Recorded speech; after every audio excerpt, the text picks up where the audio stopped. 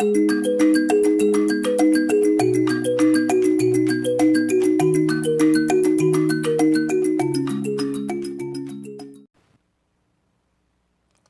guys, thank you so much for tuning in and joining me on our discussion.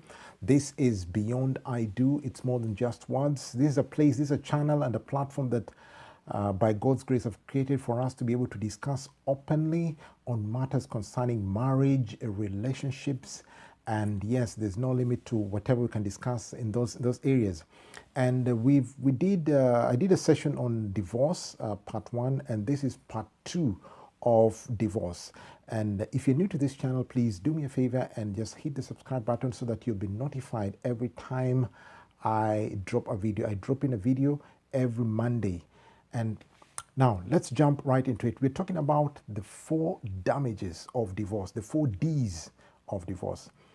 And just like I did in the first video, I'll say that divorce is a very, very sensitive thing, a very, very painful thing that many people that people experience, and it's not something to be taken lightly. So I'll try to approach it with a lot of sensitivity, with a lot of humility, knowing that none of us, even for me who is a pastor, who is a marital coach, marital counselor, marital therapist, and a relationship expert, even for me, I'm not immune from it. And so it's just by the grace of God that we are able to sustain our marriages. It's by the grace of God that we depend on Him to pour whatever it is that He infuses in us so that we can be able to have meaningful, vibrant, and thriving marriages. And so for you who's there, who's going through a separation or a divorce, or for you who's already divorced right now, my heart goes out to you.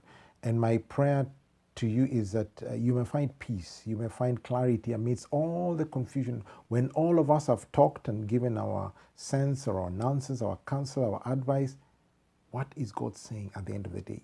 What is the Lord speaking to you as a person concerning your life, concerning your marriage, concerning the lessons that you've gone through? Have you learned anything as a result of what you've gone through, or what you're going through right now? Because it's not right, it's not helpful for you to go through something like marriage and then divorce and not be able to learn something. Every experience, every situation should be able to become a learning tool, a learning situation for you so that you become a better person, you become wiser. I remember there was somebody who was in an online platform and was giving counseling, was giving tips to married people on how to stay married. And many people were lashing out at him, what they were telling him, how can you advise us on marriage and yet you have a failed marriage? And I told these guys, listen, this guy has a point.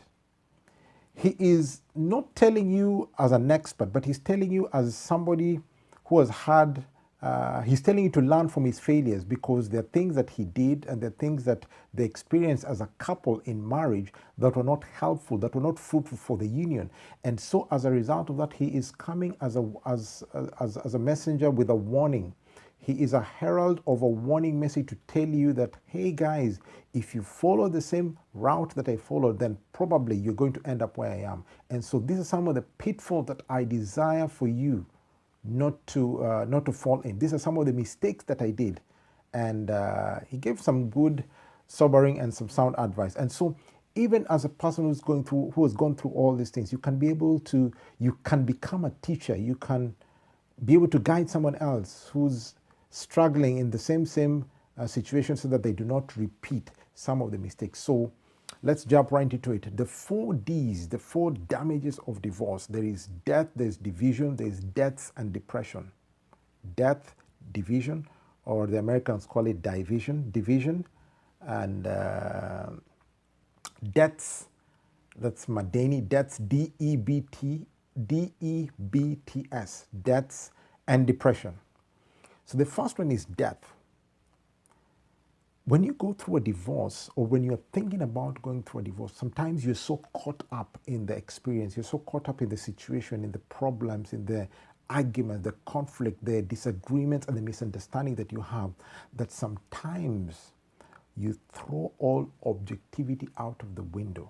And so my job here today is to try and show you the other side of divorce that probably you may have not thought about. And so as you are thinking about going through divorce, probably you're separated right now and you're thinking the next logical step is to divorce. Or maybe you are thinking about stepping out of a marriage and divorcing your partner. So consider some of these things, just 4 points before you make that decision, because it's critical. Number one, divorce will feel like death. It will literally feel like death because you are losing a part of you. You've spent your life with this person. It could be for some months or a year or years. You've built a life together. Maybe children are there. And then all of a sudden, this is coming to a crashing halt. It will feel like death. And so you may need to think about finding counsel, finding a support system to walk you through this, because death of any kind is not easy. It is painful, it is horrible, it is depressing, it is bad. So it may feel like death. And sometimes you may think that your partner was causing you a lot of pain, a lot of trouble, and you are divorcing in order to get happy. And then you get divorced, and then you discover that you're not actually happy, but you're miserable. And this is not tell you that I'm not trying to tell you that you need to stay in your marriage if you're really having a bad marriage. All I'm telling is that you need to consider all this. You need to sort of like have a forecast of what is coming ahead so that you have it in mind and find some support system. The number two is division. Death will cause division of very many things. Division of your assets, your finances, and if the two of you are not on the same page when it comes to divorce, it might actually be rip both of you apart and rip your family apart. The collateral damage in this case, in many cases, is unfortunately your children that I'm assuming both of you love very much. So think about the division that's coming.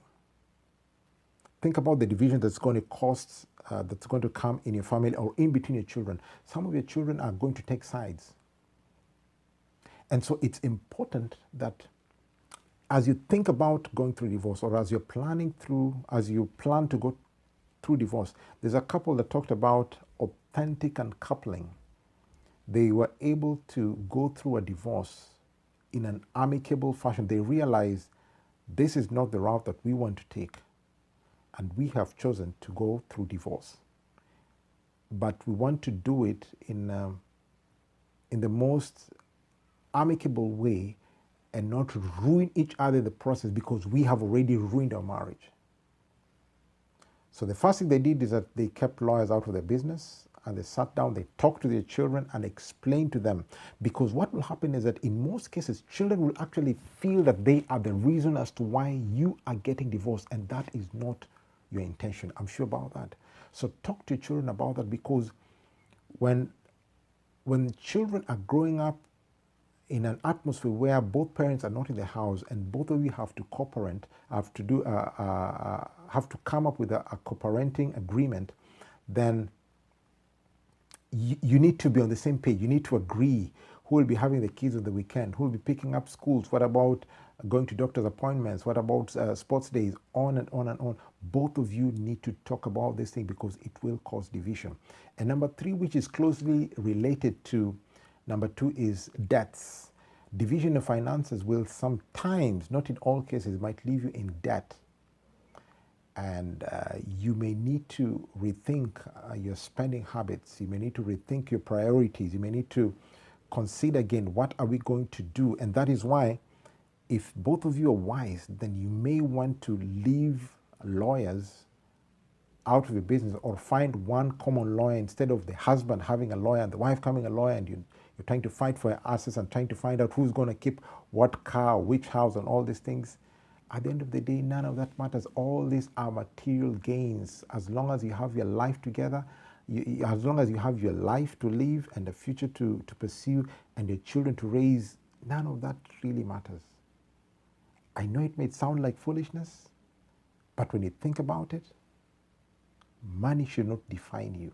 Money should not be your master. You should master your money. And the last point is depression, closely related to the first one, death. The death of a marriage may lead to depression. Again, you may need to go through therapy. You may think that you're a strong person. You may think that you've got it all together, or you're used to dealing with your own situations. All your life, you've never confided in someone else. Please, I would implore you, it is not a sign of weakness to seek counseling or to seek therapy.